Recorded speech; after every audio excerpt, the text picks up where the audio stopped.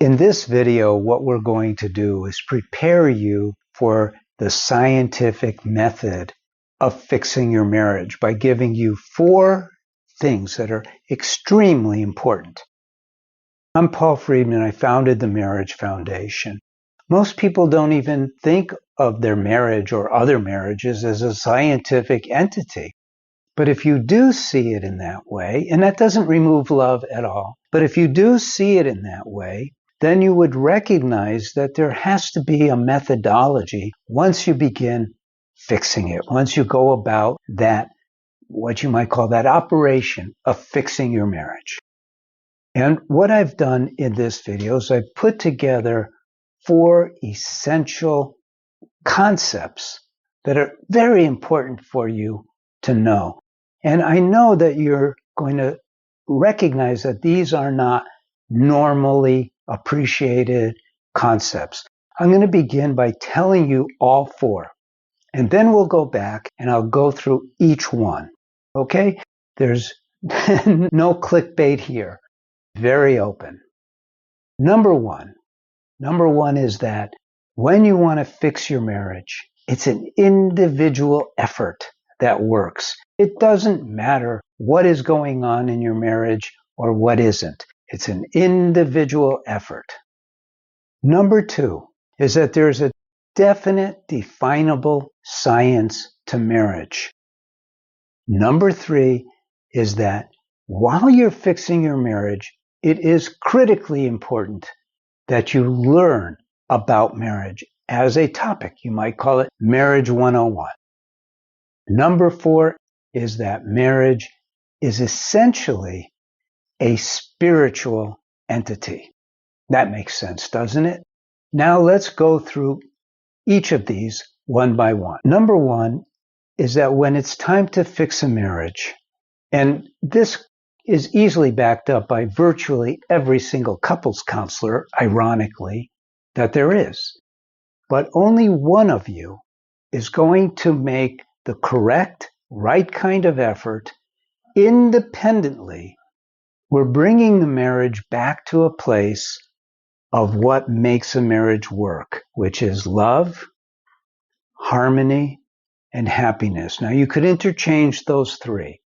And so, even though we've been told, well, it takes 2 to tango, and it's a team sport, marriage is, all of those ideas do not actually come into play when it's time to fix a marriage. And I'm going to give you both sides of this. The negative side of trying to do it together is that usually what you will do is go to a marriage counselor, right? And you could ask any marriage counselor if they back up what I'm saying. There's problems. One problem is that there's competition for the attention of the therapist. There's competition for who's being treated worse. Is it me or is it them? So that's the competition element. Then there's the trying to get the therapist on your side element. When I was doing this way back, I'm telling you, the women would flirt with me. Not all of them, of course, but some of them, to make sure that I saw their way. And the men would bro me. Hey, man, we're both guys.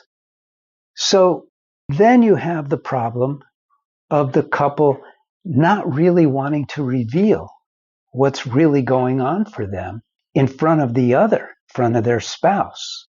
I mean, they may be on the verge and they don't want their spouse to know. They want to see, what does my spouse feel? How do they feel? It creates a nightmare of complicated interactions, nearly impossible. So what did I do? When I was working with couples, in the beginning, I worked with couples. I thought that was the way to go. And then what I did was I started seeing, okay, who's the one who's really coming here and the other one is just tagging along or being dragged along. And I would say to that person, I think you and I should meet together. And I would say to the wife or the husband, and then you and I could meet later if you're interested. And I didn't make a big deal of it. I didn't say because. I didn't do that. But I really made it clear that I was working with one. And when I worked with one, I brought them along. Look at it this way. Let's say one of you is on one side of the river, the other is on the other side of the river, and you both want to be together, and so you build a bridge. But only one of you is really ready to make that effort at the moment, because that's what it's about. It's not like the other one doesn't want the marriage, or they would have ended it a long time ago. So building a bridge, an individual effort, works out much better than a unified effort. Now we'll go to number 2. And by the way, if you want to leave a comment in the form of a question, it's perfectly okay. So number 2 is that there is a definite, definable science to marriage. Why is that so important? The reason it's important is because if you approach marriage fixing haphazardly or without a goal in mind, without a process, without a definite way to do it, you're going to be at it forever and it's never going to work. You really, when you're having difficulty in your marriage and you know it needs to be fixed, you want to deal with that quickly. And so, for instance, in my course for men or my course for women, it's a step-by-step process. It's not a little bit here, it's not a little bit there. And in the videos, you get a good overview of different topics, issues that come up in a marriage. But when it's time to fix it, you really want to have a structured, methodical approach to fixing your marriage, which works because your marriage is a methodical, precise entity. It has its parts, they're connected, and this is where we go into number 3, that studying marriage as you're proceeding is going to set you up for so much success you won't believe it. What people don't realize, and we know it intuitively, what people don't realize is that marriage is a machine that delivers specific products. Those products are happiness, love, and harmony. But if that machine isn't properly functioning, it's not going to. And so we need to know how that machine is put together, how it works, what are the do's and the don'ts, where are the guardrails, how is my thinking? Does my thinking apply to a positively growing marriage? Because a marriage, even though it has a mechanical component, it has a mechanical component similar to how a tree or a plant has a mechanical component. It's tied together and it works, but it's living at the same time. And in the case of marriage, if your marriage is not producing happiness, is your marriage producing happiness? Love? Is your marriage producing love? And harmony, if it's not doing those, then there's something wrong. And you can't know what is wrong and then fix that. You need to learn the entire thing about marriage. Now, don't be overwhelmed by that. Because what's really cool, especially how I've laid it out in both my books and the online courses, is it's a process of learning where you get to practice what you're learning as you go along. And it just gets better and better, and you're more and more inspired to go further. So learning marriage, we should have been doing that from the time we were children. And maybe in future generations that will be the case. But in your case, that's not the case. In my case, it wasn't the case. And so now you need to learn it now. Now, how long does it take to learn it? How long did it take you to learn how to drive your car? It's pretty much on the same level. There's a lot to learn. It's simple. It's complicated if you don't take it in bite-sized chunks, but you'll get there. You'll get there, and you'll be so glad you did. Number 4, I love number 4. And I think that the reason why there's so much failure in marriage counseling is because Western psychology is not spiritual, and marriage is spiritual. Now, what do I mean by that? Because this is not a religious thing. Love is spiritual. Now, if you look up what is love, you will get the Google version or the Webster and Merriam version, and they'll talk about an increased like. They're missing the point. Because love, there is love in the mind, but it's a material liking that's really increased. But it doesn't overwhelm you like the love that you feel for your children, the love that you feel or felt with your spouse, that kind of love that is so deep that it comes from the heart and it just fills you up. And love is spiritual. It literally transcends the mind's, because the mind is a computer. It calculates, it filters, it processes, but it doesn't experience love. Now you might say, no, I feel a lot of things. Those are emotions. Emotions are like pop-ups on your computer. They're reactionary. They come up, and then you, as the individual whose mind it is, determines what you're going to apply, what you're going to hear. Let me say that again because it's a little bit complicated. I remember when I began teaching to marriage counselors in San Diego, this way back in 2011, and my first group started at the beginning, and I thought, well, they know all this, but I'll just go through it. And I explained how there's the soul, which is us, then there's the body and the mind. But we, the soul, we're in charge of the body and the mind. And I was demonstrating the interactions and how it all comes together and how they fit together. And I looked at my group, about 13, and these were the best marriage counselors in San Diego at the time.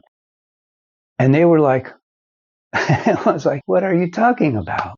They'd never heard it before. They were fascinated, and it was what they had to take home and think about. But they stuck with me, of course, because at the end of the day, it's the truth. We're souls. Again, not religious. It's just what we are. And we have a mind. We have a body. And in the mind has components. We have to understand how the mind works too, because we have to control the mind, because the mind wants to run away with all of these negative ideas when it's threatened. And that's a whole nother topic. And we have to bring it back. And we have to remind ourselves, I got married to this person because I love them. I respect them. I honor them. I love them. And that love is something that you're able to cultivate, to build. So it grows and grows and grows. It becomes the very foundation of your marriage. It becomes the goal of your marriage, and it becomes the marriage itself. So you have heard me speak on this particular topic, and I'm sure you've gotten something out of it, because where I come from is not the world that most people come from when they're helping people with their marriages. I don't have a Western psychological background, and thank God. But what I do have is I have all of this knowledge, and what I did with it was I put it into the form of 2 online courses for you. One is an online course for men, and one is an online course for women. Now, here's the beauty of these courses. It doesn't matter whether your marriage is deep in the swamp of suffering or already doing pretty good. One of the people who we helped was a pastor, and he wrote in and he said, "Dear Paul, I want you to know I've been married for 40 plus years, and I took your course because I came across your video and I was touched by some of the things you said. And now our marriage," and he said, "and I'm telling you the way it is, it's like we just got married yesterday and we're on our honeymoon." And that's how your marriage is meant to be. So when you sign up for the course, and maybe it's on sale now, take a look, because sometimes it is, you have an opportunity to take your marriage into where it's meant to be. Have you ever heard the expression marital bliss? I don't see that as being something that they just talk about. That is something that is achievable. And that's what I want for you. Now, some people say, well, I don't want to spend all of that money on this course. It's a lot of money. Then my suggestion is this. There's plans, and we have one plan that's less than $10 a week. You pay $39.95 a month. When you take this course, it's a 12-week course. After 12 weeks, you'll have all of the information. Cancel then if you've gone far enough and you have all that you need. But if your marriage is in deep trouble, you're going to want to keep that course because the information is not going to be found anywhere else. Why work on fixing this or fixing that in your marriage when you could turn your marriage into that amazing, I call it the sacred space of marriage? I'm so glad that you stopped by. I'm so glad if you leave a comment and let me know how it's helped you. God bless you and take care.